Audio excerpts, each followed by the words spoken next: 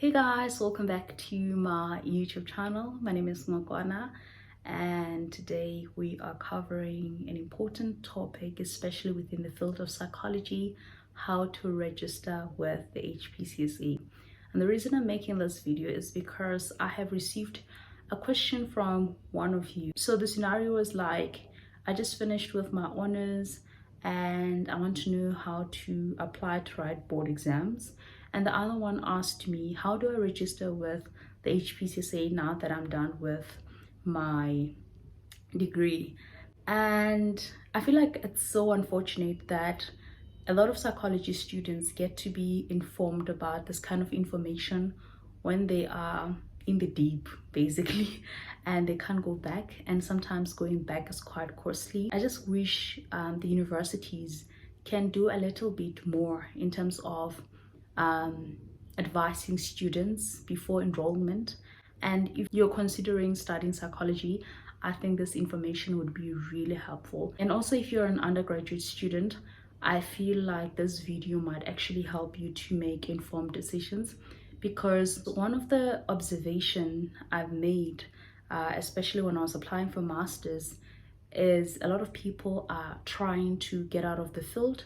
Some are looking for alternatives. Some are thinking of changing careers, because I must tell you, the entry might be very easy, but the finish line, I'm not sure. So I'm not saying you're not going to make it, but I'm just giving you information so that you can decide what to do with it. Because I feel like psychology is one of those degrees where you might think you'll be the therapist, but you might end up being a client. I'm just humoring you guys. But yeah, so let's get straight into the video.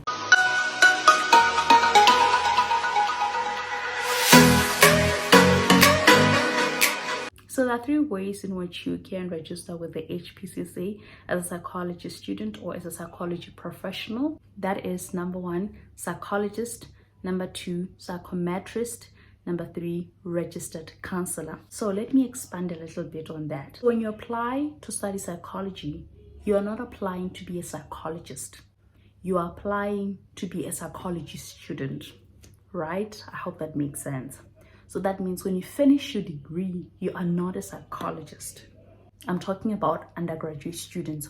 All undergraduate students, including honor students, we all register to be psychology graduates, not psychologists at undergraduate level. I hope it is clear. That means upon finishing your undergraduate and honors degree, there is no way you will be called a psychologist. And that also means you will not be registered with the HPCSA at any point from degree to honors. I hope we are still on the same page. However, there is a group that is an exception. And this group is a group of students who are registered under a degree called Bachelor of Psychology. And this is a 4 years professional program that is recognized by the HPCSA. And this program is accredited. And the students in their final year, which is the 4th year, meaning they do not do honors, they get to do practicals for 6 months. They will be placed at an accredited institution for their practicum component, which consists of 720 hours. And upon completion, that's when they will be signed off, and then they will graduate after. That is a Bachelor of Psychology group.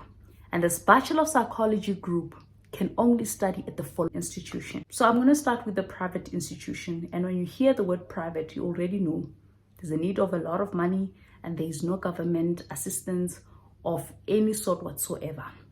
So the first one and the only one is SACAP. You can go ahead and look for it, SACAP. And then we have 4 public institutions that are offering Bachelor of Psychology, which are Nelson Mandela University, University of Limpopo, University of Venda, and Walter Sisulu University. These are the only universities where you can study Bachelor of Psychology, which would enable you to register in your first year as a student counselor, basically. So if you studied anywhere else, whether they call it bachelor of whatever, and it is counseling in it somewhere, it is not Bachelor of Psychology. So those are the only universities or colleges that are accredited to offer B-Psych, which is Bachelor of Psychology. I hope that is clear. Now, let's move a little bit into an alternative. Let's say you didn't know, like me, and you decide that actually getting into masters is difficult, or it might take longer, which may be true for others, but you want to work. Because the truth of the matter is, in as much as you might be able to get something with your psychology degree or your honors, it's very difficult to get a good paying job. And it is also very competitive, because you are now competing with everyone in the social sciences, humanities, and the likes. So for you to be peculiar, you would have to get what we call a B-Psych equivalent, which means it is not a Bachelor of Psychology, but when you do this program, you are now the same with the person who has studied Bachelor of Psychology. I hope that makes sense again. So where do you do your B-Psych equivalent? Now, before I can get there are two types of B-Psych equivalent.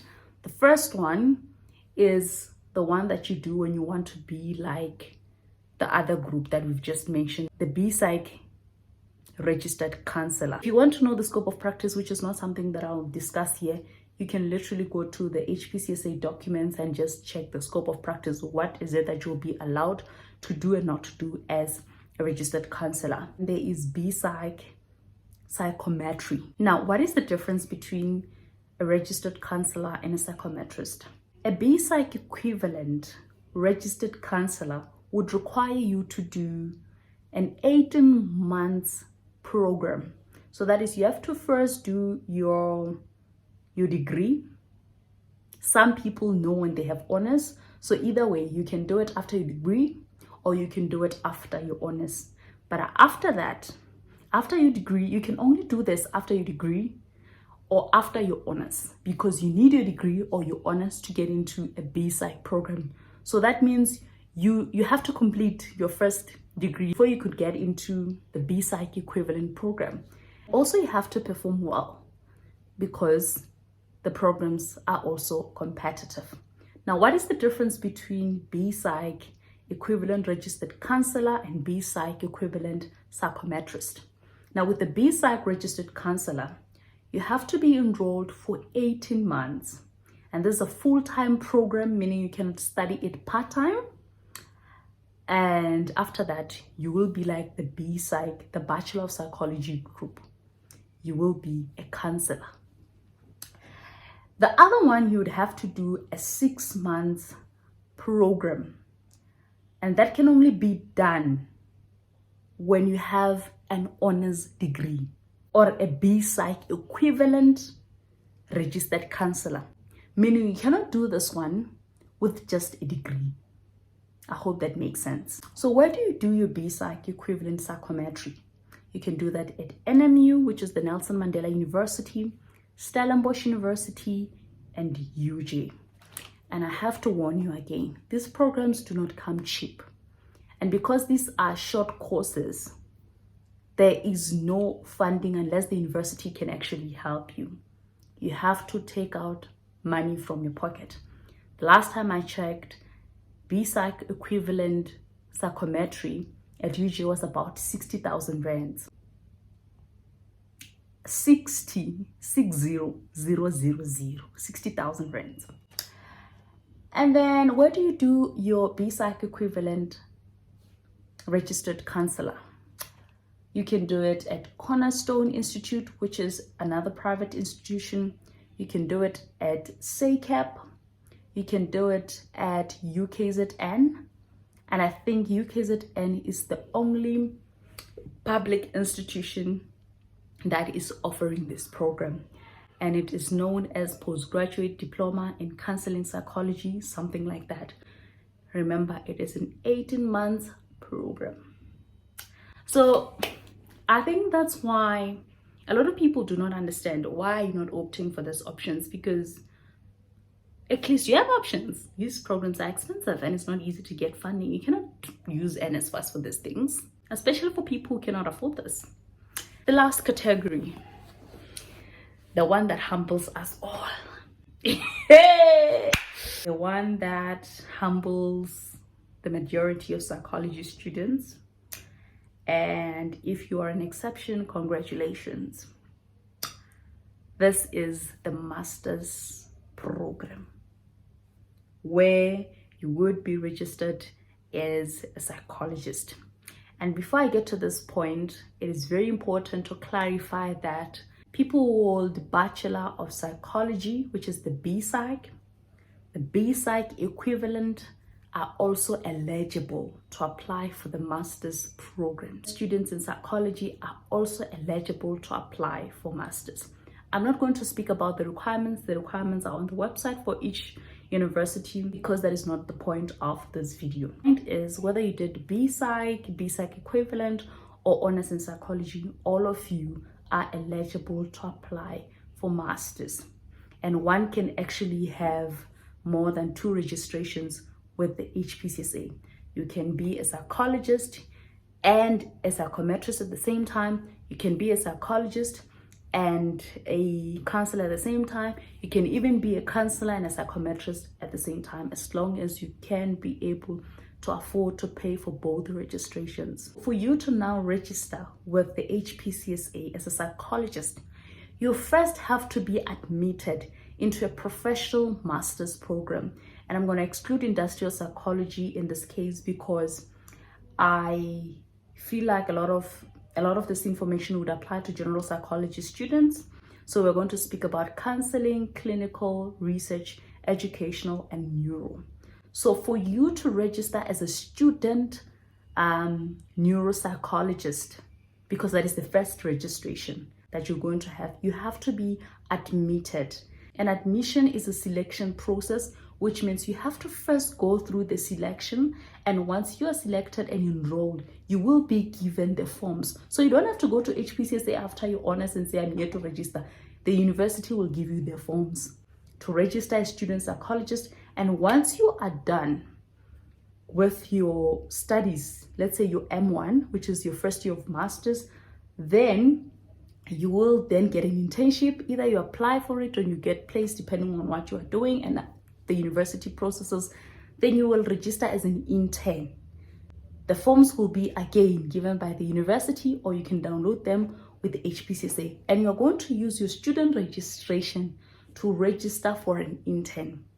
And after you are done with your internship, and I'm going to exclude community services, because only clinical psychologists get to register for community services. So once you're done with your internship, you apply to write the board exams. That means there should be proof that you have done your internship, you have submitted the quarterly reports, and your supervisors have signed them. Then you will write board exams. Then once you pass the board exams, you will register as an independent practitioner. I hope the process is clear. So you cannot register with just your honors. I'm sorry. But yeah, that's just how it is. So now let's get into the universities that are offering this psychology programs.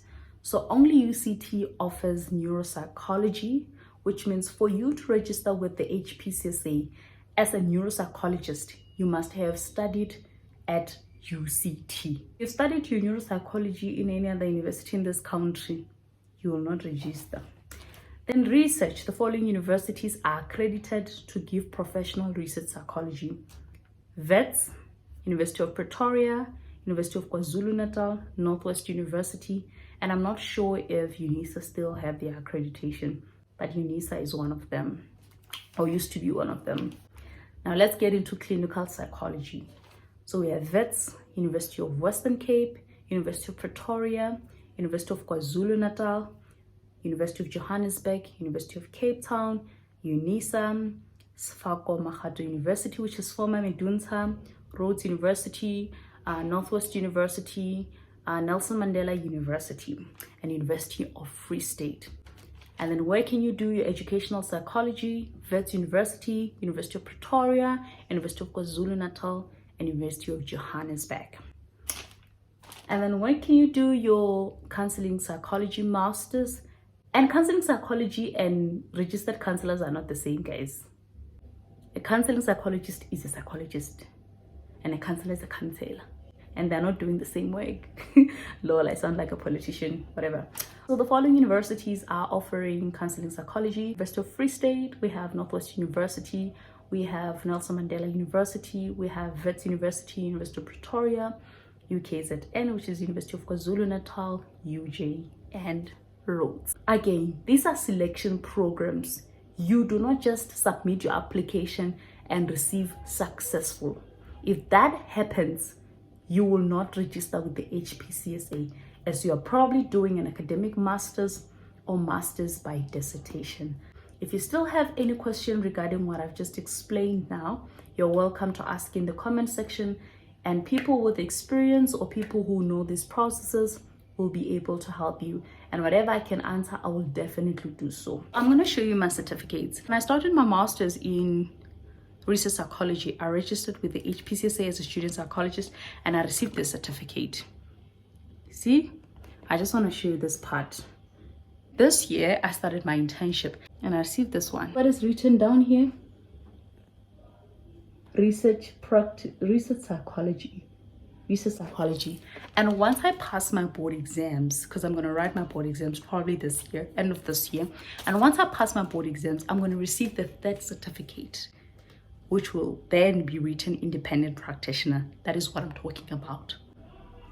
But for you to get this kind of certificates, you have to first follow the process I've spoken about. And this brings us to the end of this video. Thank you so much for watching, and I hope you did learn something from this. What you can do for me is just to subscribe, like, and share with your friends who might need or find this video useful.